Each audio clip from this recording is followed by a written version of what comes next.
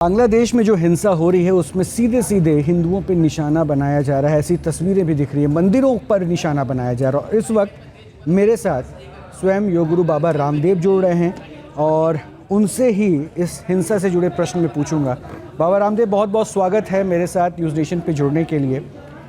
बाबा, मैं जो हिंसा हो रही है, हिंदुओं को टारगेट किया जा रहा है, इस पर एक पहली प्रतिक्रिया मैं आपकी जानना चाहता हूं। इसे आप कैसे देखते हैं? हिंदुओं के मंदिरों पर, घरों पर, व्यावसायिक प्रतिष्ठानों पर और अब तो कुछ जगह हिंदू परिवारों की माँ बहन बेटियों की इज्जत आबरू तक बात आ गई है। और ये जो टारगेटेड हिंसा है, इसके पीछे वहाँ की इस्लामिक कट्टरपंथी ताकत है। पूरे देश को एकजुट होकर के इसका विरोध ही नहीं करना पड़ेगा, ये जताना पड़ेगा। भारत आज एक सक्षम राष्ट्र और हमारे देश के प्रधानमंत्री भी सक्षम है और हमें अपने भाइयों को अकेला नहीं छोड़ना।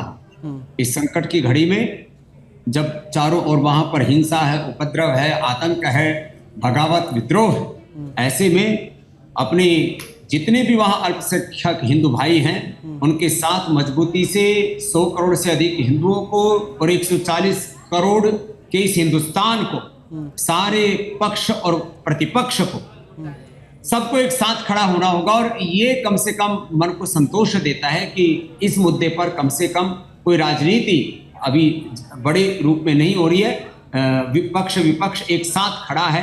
ये एकता हमारी आगे भी बनी रहनी चाहिए और दिखनी चाहिए। जैसे पूरी दुनिया में मेरे भाई, यहूदियों के ऊपर कोई अंगुली नहीं उठा सकता। मैं ऐसे ही चाहता हूँ रोहित जी की भारत के जो हमारे हिंदू भाई भारत से गए पूरी दुनिया में, वो कहीं पर भी चाहे कितने अल्पसंख्यक हो, एक भी हिंदू भाई के ऊपर कोई आंच ना आए, ऐसे हमें कूटनीतिक राजनीतिक प्रयास करने ही हो। अच्छा बाबा, एक पहलू, बहुत अच्छी बात जो आपने कही कि इस पूरे मुद्दे पर विपक्ष भी साथ खड़ा दिख रहा है, जो स्ट्रैटेजी केंद्र सरकार की तरफ से बन रही है। लेकिन शायद ये दुर्दशा ही कहेंगे, मेरा प्रश्न पूरा कर लूँ, ये दुर्दशा ही कहेंगे कि पाकिस्तान में हिंदू अल्पसंख्यक आबादी 1% पहुंच गई, बांग्लादेश में 20% से ज़्यादा हिंदू आबादी थी, वो 8% पे पहुंच गई और इसलिए सीए लाया गया था। इसका इसी विपक्ष ने विरोध किया, हिंदुओं पे जो अत्याचार हो रहा है। तो आपको नहीं लगता कि शायद सजगता की ज़रूरत है? अब ये सीए के ऊपर पूरे विपक्ष को देश से माफ़ी मांगनी चाहिए कि किस तरह से उन्होंने मुसलमानों के अंदर भ्रांति फैलाई। और अब जब संकट का समय होता है ना, संकट की घड़ी होती है, तब असलियत की पहचान होती है। यदि ये कानून नहीं होता तो वहाँ पर जो प्रताड़ित हमारे हिंदू भाई हैं या होने की संभावना है, वो कैसे हम उनको देश में शरण दे सकते हैं। अब ये वक्त भी आ गया है, सड़कों से लेकर के संसद तक किसी भी जाति के नाम पर, आरक्षण के नाम पर, संविधान के नाम पर, किसी भी तरह से वर्ग के नाम पर, समुदाय के नाम पर, मजहब के नाम पर जो हमें बांटने की कोशिश करने वाले जो लोग हैं, उनसे हमें सतर्क रहना होगा।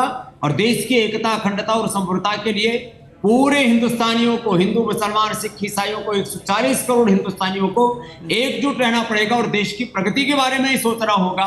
बाबा, ये वाकई इस देश के लिए बहुत ज़रूरी संदेश है जो जाना भी चाहिए। लेकिन ये होगा कैसे? क्योंकि चुनाव आता है, जातियों में बांट दिए जाते हैं, प्रांतों में बांट दिए जाते हैं। हिंदू इकट्ठा क्यों नहीं हो पा रहा? और आज सबसे ज़्यादा प्रताड़ित वही हो रहा है। अपने देश में ही संख्या उनकी कम होती गई। ये एकदम ठीक कह रहे हैं आप मेरे भाई। हिंदुस्तान में ही संख्या कम हो रही है, बाकी तो दुनिया की तो छोड़ो। और अपने हिंदुस्तान में भी ये हम अपने ही देश में कमज़ोर होते जा रहे हैं। तो इसके ऊपर तो ये तो एक बड़ी चिंता का विषय है।